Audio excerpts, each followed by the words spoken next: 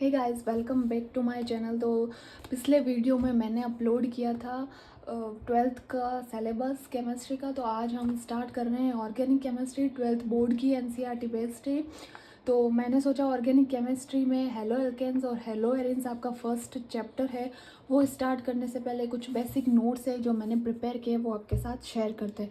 तो चलो उन्हें एक बार देख लेते हैं क्या है नोट्स। तो फर्स्ट है क्लासिफिकेशन एंड हाइब्रिडाइजेशन। तो ऑर्गेनिक केमिस्ट्री में बेसिक है हाइब्रिडाइजेशन। हाइब्रिडाइजेशन मेनली 5 से 7 प्रकार का होता है, लेकिन यहाँ पे जो ऑर्गेनिक केमिस्ट्री में हम पढ़ने वाले हैं वो sp3 sp2 और sp हाइब्रिडाइजेशन इम्पोर्टेंट रहेगा। कार्बन के अब कार्बन को लेके देखें तो उसमें ये 3 हाइब्रिडाइजेशन इम्पोर्टेंट रहेंगे। तो sp3 hybridization, all bonds are single structure tetrahedral. तो ये किस में देखने को मिलेगा? एल्केन में sp3 हाइब्रिडाइजेशन। एल्केन्स जो भी होगी sp2 जब एक डबल बॉन्ड बनाता है कौन? कार्बन, और स्ट्रक्चर कैसे रहेगी? Planar, example alkene. और sp हाइब्रिडाइजेशन जो भी एल्काइन के कंपाउंड्स होंगे वो सब sp, उसमें कार्बन होगा sp हाइब्रिडाइज्ड होगा और कार्बन ट्रिपल बॉन्ड बनाता है, तो ये हमें ध्यान में रखना। और स्ट्रक्चर होगी लीनियर। ओके। सेकेंड है electronic effect, the heart of reaction. The heart of reaction मतलब इलेक्ट्रॉनिक इफेक्ट हमारे यहाँ पे इसमें जो हम पढ़ेंगे 2-3 टाइप के हैं। इंडक्टिव इफेक्ट है, रेजोनेंस इफेक्ट है, हाइपर कॉन्जुगेशन है। अलग अलग इनका इफेक्ट अलग अलग करते हैं ये जो भी ग्रुप्स ऐड होते हैं कार्बन चेन में। तो ये इफेक्ट बताते हैं कि इलेक्ट्रॉन किस तरफ मूव करेंगे, जो रिएक्शन का मैकेनिज्म डिसाइड करते हैं। ओके। तो फर्स्ट हम देखते हैं इंडक्टिव इफेक्ट। इंडक्टिव इफेक्ट क्या है? इसमें 2 तरह के ग्रुप्स होते हैं, प्लस आई ग्रुप और माइनस आई ग्रुप। सिंपल लैंग्वेज में बताऊँ तो प्लस आई ग्रुप वाले जितने भी कंपाउंड्स होते हैं वो इलेक्ट्रॉन डेंसिटी है वो बढ़ा देते हैं, उनकी इलेक्ट्रॉन डोनेटिंग की पावर होती है, उनका प्लस आई इफेक्ट होता है।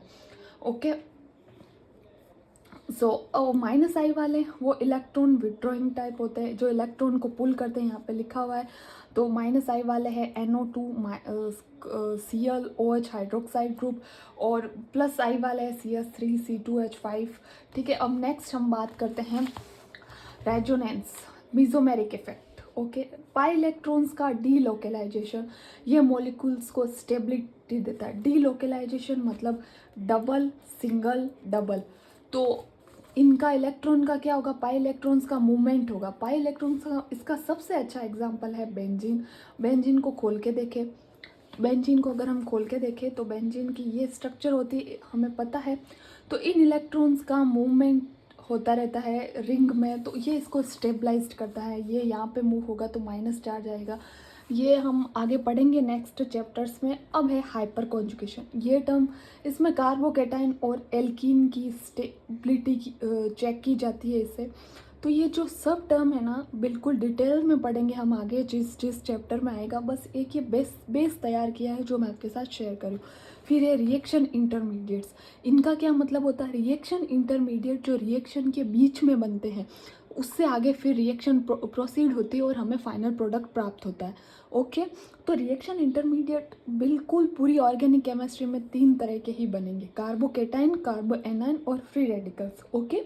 कार्बोकेटाइन, कार्बोकेटाइन में कार्बोकेटाइन का मतलब ही है कार्बन पर पॉजिटिव चार्ज। ठीक है। और कार्बोएनाइन मतलब कार्बन पर नेगेटिव चार्ज। अब अगर इनकी स्टेबिलिटी की बात करें तो इसमें 3 डिग्री कार्बोकेटाइन ज़्यादा स्टेबल होगा, फिर 2 डिग्री, फिर 1 डिग्री। ये इसका ऑर्डर है और इसका ऑर्डर इसका बिल्कुल रिवर्स है, 1 डिग्री, 2 डिग्री, 3 डिग्री। अब अगर आप 12th के स्टूडेंट हो, 11th में पढ़ा है तो अच्छी बात है, अगर नहीं पता है तो मैं यहाँ पे बता देती हूँ कि 3 डिग्री कार्बोकेटाइन क्या होता है। 3 डिग्री कार्बोकेटाइन यानी इस कार्बन से जिसमें प्लस चार्ज है, इससे 3 और कार्बन जुड़े हुए हो, 3 ग्रुप जुड़े हुए हो, तो इसे 3 डिग्री कार्बोकेटाइन कहते हैं। और एक इधर हाइड्रोजन हो। मतलब वैसे तो इसकी वैलेंसी पूरी हो ही गई, 3 और प्लस चार्ज है तो नो नीड।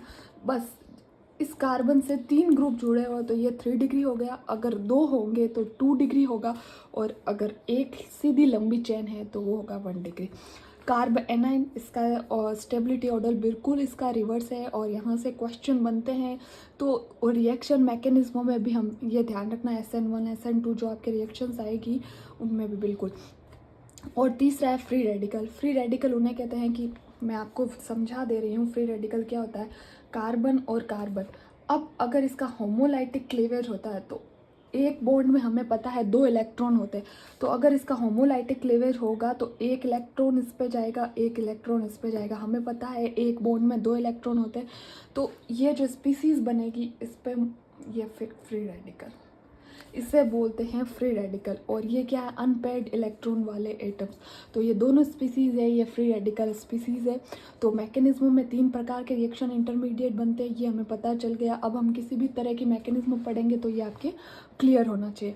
अब है टाइप ऑफ रिएजेंट्स, ये तो बिल्कुल ऑर्गेनिक केमिस्ट्री में अगेन एंड अगेन रिपीट होगा फर्स्ट चैप्टर से लेके। Electrophiles, electron loving. इलेक्ट्रोफाइल्स क्या होते हैं, इनके पास इलेक्ट्रॉन की कमी होती है। जैसे एग्जाम्पल की बात करें AlCl3 H+, और एक और एग्जाम्पल बताऊँ जो आपने छोटी क्लासों में पढ़ा होगा, B2H6 जो बनाना बॉन्ड बनाता है, बोरॉन इलेक्ट्रॉन डेफिशिएंट होता है।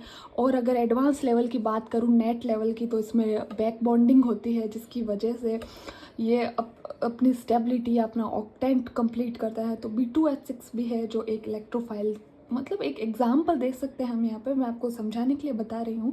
12th के लेवल पे आपके इतना काफ़ी है। न्यूक्लियोफाइल, न्यूक्लियोफाइल क्या होते हैं, न्यूक्लियस लविंग। अगर आपको दूसरी लैंग्वेज में समझाऊँ तो इनके पास इलेक्ट्रॉन होते हैं, ये इलेक्ट्रॉन रिच स्पीसीज है, इनके पास इलेक्ट्रॉन होते हैं। ये क्या करता है कि भाई मेरे पास तो फुल ऑफ इलेक्ट्रॉन है, मैं तेरे को डोनेट कर सकता हूँ। ये जाएंगे इलेक्ट्रोफाइल्स के पास में और डोनेट करेंगे। अब ये कौन सी स्पीसीज होती है, H2O। H2O कैसे, ऑक्सीजन पर 2 लोन पेयर होते हैं, यहाँ पे मैंने एक ही मेंशन कर रखे, 2 लोन पेयर होते हैं। Cyanide, Cn-, hydroxide, OH-। और यहाँ पे एग्जाम्पल और ऐड करूँ तो एमीन, NH2, इस पर भी लोन पेयर ऑफ इलेक्ट्रॉन होते हैं।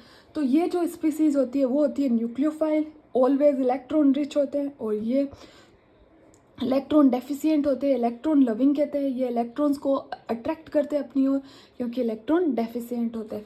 तो ये था 12th क्लास के अकॉर्डिंग केमिस्ट्री का बेसिक। अगर इसमें कुछ डाउट हो तो प्लीज़ मुझे बताना।